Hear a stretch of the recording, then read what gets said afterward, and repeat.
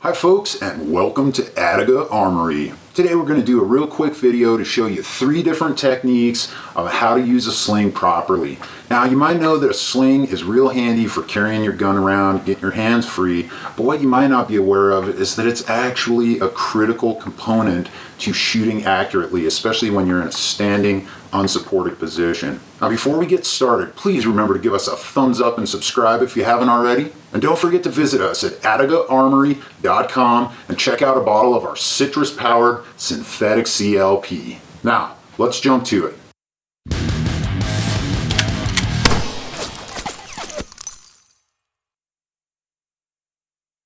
Now the first method I wanted to show you is kind of a sporter / field method, but it's also a battlefield method. And I don't mean these modern day battlefields like that you might see in these real urban environments. I'm talking about old school traditional battlefields, literally fields of battle like you might have seen in World War I or World War II, or even going back to the US Civil War. This method entails a 2-point sling, one attached toward the front of the forend up here on the stock and one toward the back of the buttstock here. You can see here that it's relatively close to the rifle, and it's not super tight, but it's also not loose enough to where I can really wrap this all the way around my neck. And I'll show you guys a different method here in a minute that does entail a looser configuration here, but for this particular method it's going to be a tighter configuration. Now this method is really pretty good for universal use. You can run freely if you need to. It's actually for mobility, this is ideal. I don't really want the rifle strapped to my body if I have to run. I tend to prefer to sprint if I have to sprint, holding the gun separately and independently of my body so that I can kind of absorb it and move it around and not have it bouncing around on my body. I also have my other hand free in case I need to kind of use it to vault over any obstacles or things like that, open doors, whatever. And of course it's a pretty comfortable method for just carrying around. If you're going hunting or something like that, you can kind of just use it in this standard shoulder slung position. You can also sling it all the way over your neck if you want to, like this. However, getting to your rifle when it's slung like this is a challenge. So this is probably best reserved for maybe when you're hunting, or you've got a long hike or something like that, where you're not necessarily going to need to grab and get that gun for immediate defensive use. However, from this position, you can get to it pretty quick.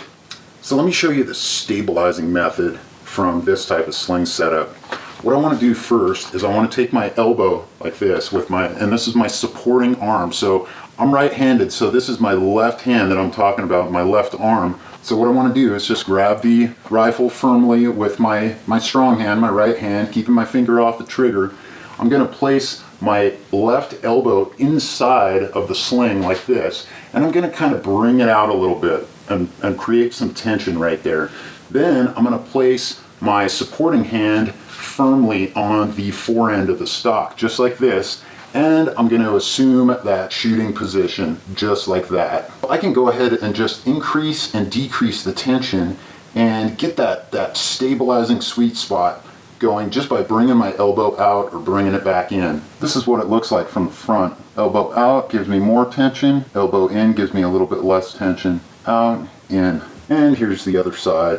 Now, we talked about some of the benefits of this type of sling setup. Some of the downsides of it are that you really don't have the whole close quarters combat retention thing going on with this. Obviously, it's not long enough to where I can sling it all the way over my shoulder like this, all the way over the top of my neck, and still be able to shoulder this thing. So it's too tight for that. For urban close quarters environments, this is probably not an ideal setup for a sling. So I generally reserve this type of sling setup specifically for my sporter guns, for any kind of a hunting rifle. I actually like to have my pump action shotgun in this configuration because it makes it so there's not too much slack dangling around when I'm working the pump. I also don't really tend to like to have my pump action shotgun slung all the way over the top of me. I like to be able to keep that independent of my body. The next method I wanted to talk to you guys about is the single point sling. And this is basically an around the neck, sort of over the shoulder method that attaches to a single point of contact.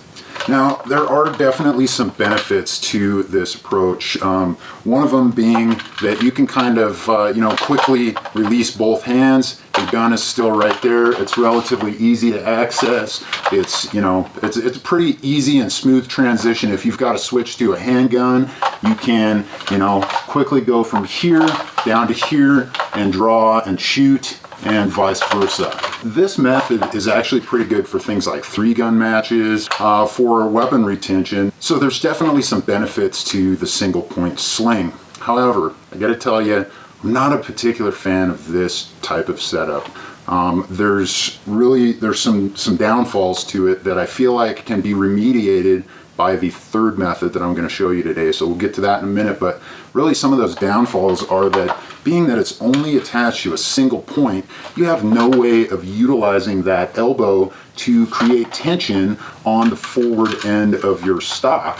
So really it's that tension on the fore end of the stock that gives you the stability for making good long range shots when you're standing up unsupported. And without that, I mean, I really, this thing's even got these kind of spongy, flexible little, bungee cords built into it, so it kind of absorbs the shock when you drop it.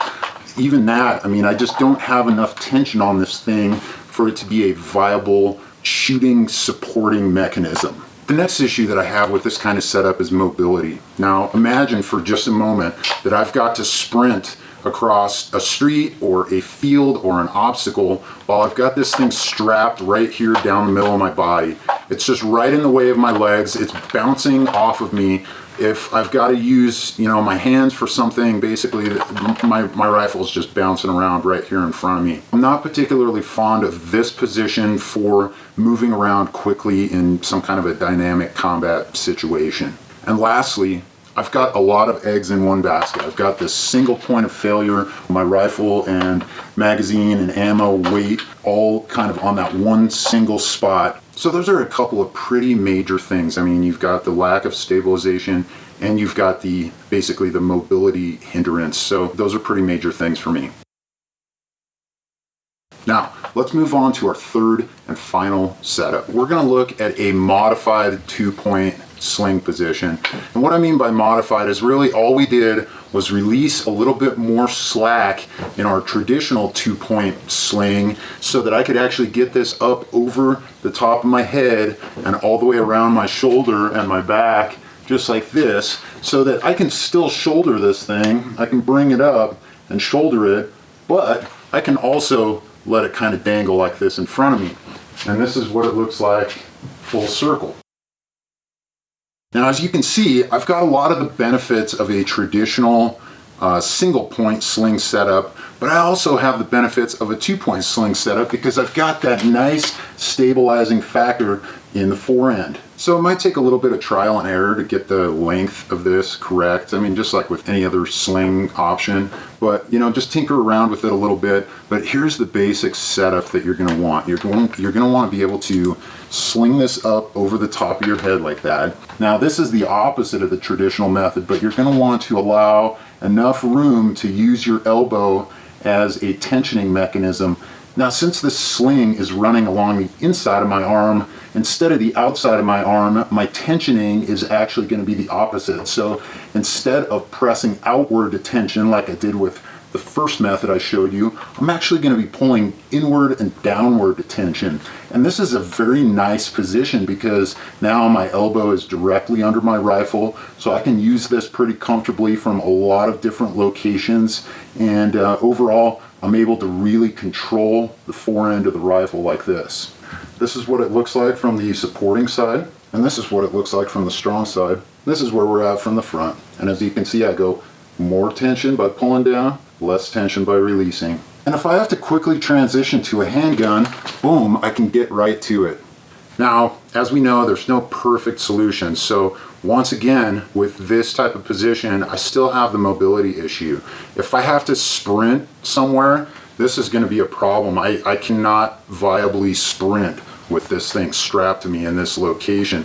So again, I would be better off taking it off, sprinting like this if I've got to make a mad dash for something. And of course, you're going to want to probably keep that sling up over the top of your arm when you're sprinting to keep it from catching on obstacles and things like that.